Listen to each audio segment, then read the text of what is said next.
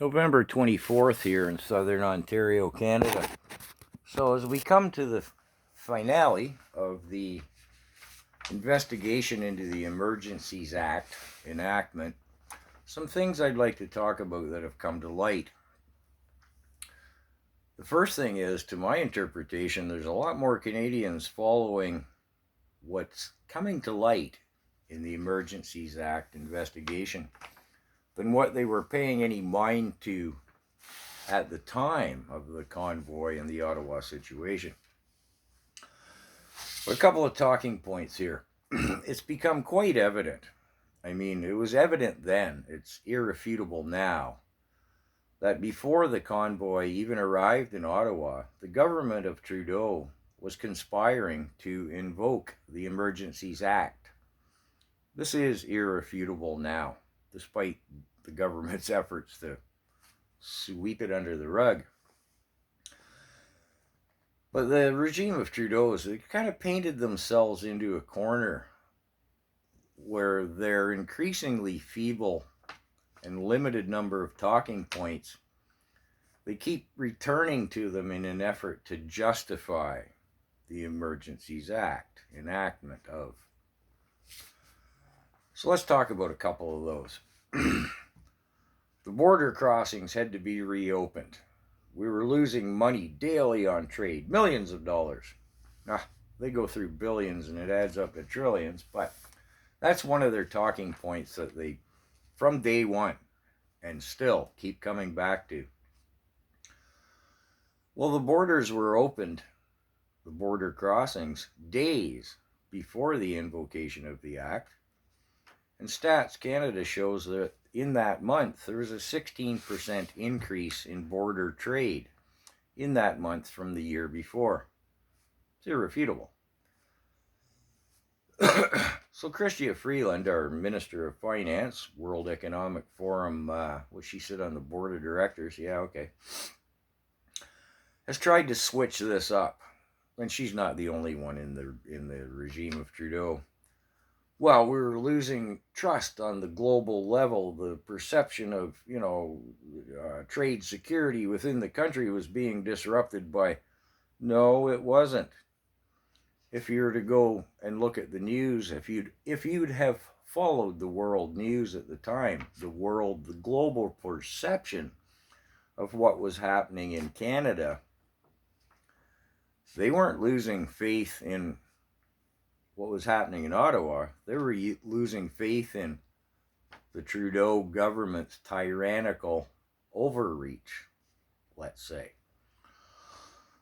The government's response. I mean, they had no intention of engaging with, talking to, dealing with the fact that a quarter of the Canadian population was behind the convoy, let's call it. This was evident in the European Union Parliament at the time, the news from the UK, Australia, India, the US, etc. But they keep coming back to that point. I mean, again, they've painted themselves into a corner. They have a limited number of that's my story and I'm sticking to it type of thing. So what was the government then doing? The government of Trudeau, the regime of, in that 3 weeks while the protest was active in Ottawa? Well, it's quite evident they were sharpening their swords, so to speak, making sure they had the NDP solidly on board with them because, of course, they had then, as they still do, a minority government and a slim one at that. So it's evident they were laying the groundwork for the supply and confidence agreement, which was then signed in March between the NDP and the Trudeau government, giving them, well, a true dictatorship. What else were they up to in that 3 weeks then? Well, they weren't engaging, nor did they intend to engage with the Canadian populace. Well, they were working on their supply and confidence agreement, again, making sure they were had the NDP behind them to support them. I guess they were shoeing the horses that trampled into the crowd. You wouldn't want any animal abuse, going on there. And, well, they had to make sure the travel arrangements were made with Daddy Klaus for the UN troops. And that undisclosed how much it cost and where it came from tear gas was brought from its undisclosed location to Ottawa. So there's just some of the stuff that's coming to light from the inquiry. Now, the inquiry, of course, itself has no teeth. And the commissioner of it is a Liberal Party member.